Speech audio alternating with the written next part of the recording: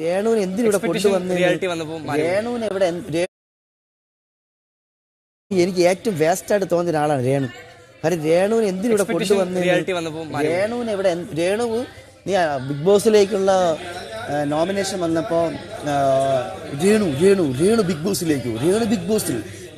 ബോസിൽ എന്റെ പേരിനെ കാട്ടി അപ്പാനിഷ ബിഗ് ബോസിലേക്ക് എന്നുള്ളൊരു വാവ് എന്നതിനപ്പുറത്തേക്ക് ഏറ്റവും കൂടുതൽ വാവ് വന്നത് ആൾക്കാർ അന്തം വിട്ടത് രേണുസുതി ബിഗ് ബോസ്. അപ്പൊ ഞാനും ആലോചിച്ചു രേണുസുതി എന്ന് വെച്ച് കഴിഞ്ഞാൽ രേണുവിനെ അറിഞ്ഞില്ലെങ്കിലും രേണുവിന്റെ ഹസ്ബൻഡ് സുധി ഞാനും തമ്മിൽ ഭയങ്കരമായിട്ട് അടുപ്പമുള്ള ആൾക്കാരാണ്. ഞങ്ങൾ ഒരുമിച്ച് അഭിനയിച്ചിട്ടുള്ളതാണ്.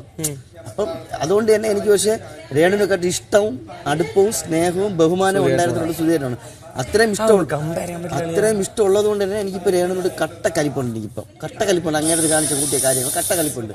പക്ഷെ അതെല്ലാം വെച്ചിട്ട് ഞാൻ മിണ്ടായിരിക്കണം ഒരു സ്ത്രീയാണ്, ഇദ്ദേഹത്തിൻ്റെ ഒരു വൈഫാണ് എന്നുള്ള കൺസേൺ കൊടുത്തിട്ടാണ് ഞാൻ ബിഗ് ബോസിലേക്ക് ഇവരെ പേരുണ്ട്, ഇവരുണ്ടെന്ന് പറയുമ്പോഴും എൻ്റെ മനസ്സിൽ ഇവിടെ എന്തെങ്കിലുമൊക്കെ പൊട്ടിത്തെറികളോ ഇവിടെ എന്തെങ്കിലുമൊക്കെ കണ്ടന്റുകളോ അവരുടെ ഭാഗത്തു നിന്ന് ഉണ്ടാവും. അപ്പം അത് നിൽക്കണം എന്നുള്ള ഇവിടെ വന്നിട്ടൊരു പാഴ്, വെറും പാഴ്. നീ നോക്കിയാണ് വെറും പാഴ് ചെമ്പ